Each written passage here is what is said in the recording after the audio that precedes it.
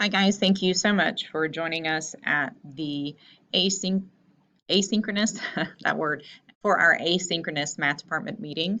Um, just like our normal meetings, if you would please take a minute and you can use your phone and scan the QR code for attendance. If the QR code reader is not working on your phone, I will also have a link in the body of this email for you to record your attendance.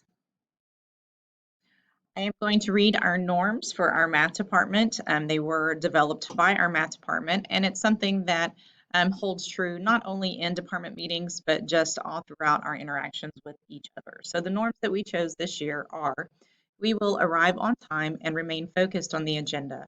We'll have a purpose and we will stay focused on meeting topics and items that we can control, limiting complaints and discussions of issues that we cannot change.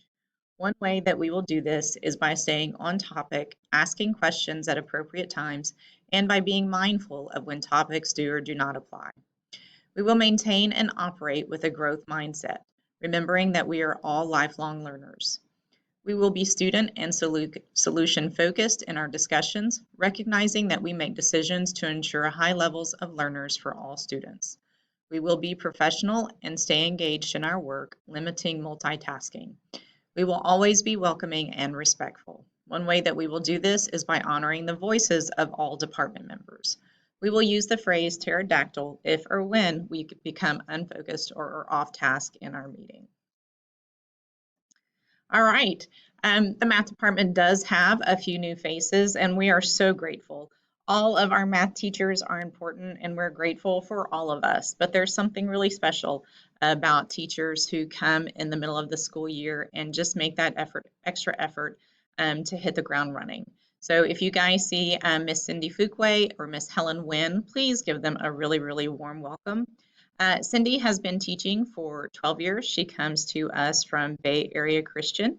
She's taught a lot of different topics, and right now she is our Algebra 2 teacher.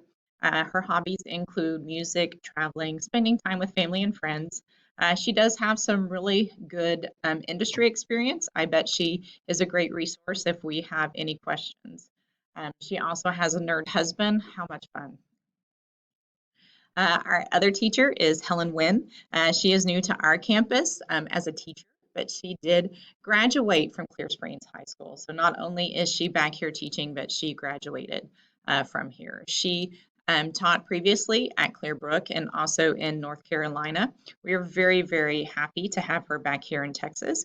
She has a dog and she also loves camping. If you see those two ladies, please introduce yourself and just let them know that we're really glad that they're here and that they have our support, and that we do recognize that coming in the middle of a year is a little bit harder, and we do anything that we can to make it easy for them. Aha, copiers. What a fun topic. We are running short on toner. If there are any resources that you can put in It's Learning, I hope that that is a solution for you guys.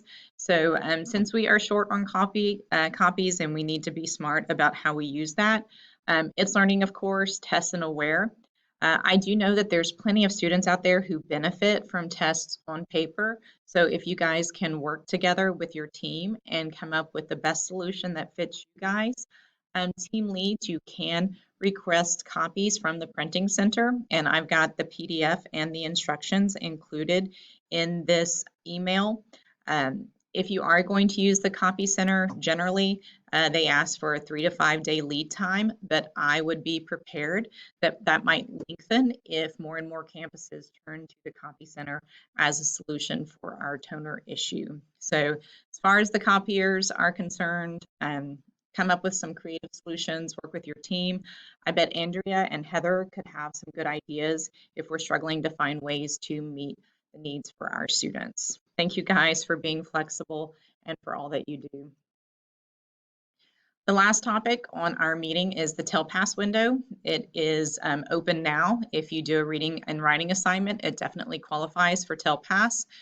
Make sure that you know all the rules and guidelines. I did put the link and the documents that Jeff sent to us for TELPAS in this email. If TELPAS is new to you and it's something that you need to accomplish for your students, feel free to reach out to Mr. Chang. He is our instructional coach that supports our teachers and our ELL learners.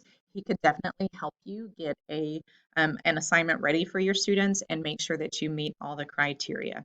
So don't forget to pass, you guys. Thank you too for responding to my questions about this meeting. It's really helpful for me to know that I'm meeting the needs of you guys.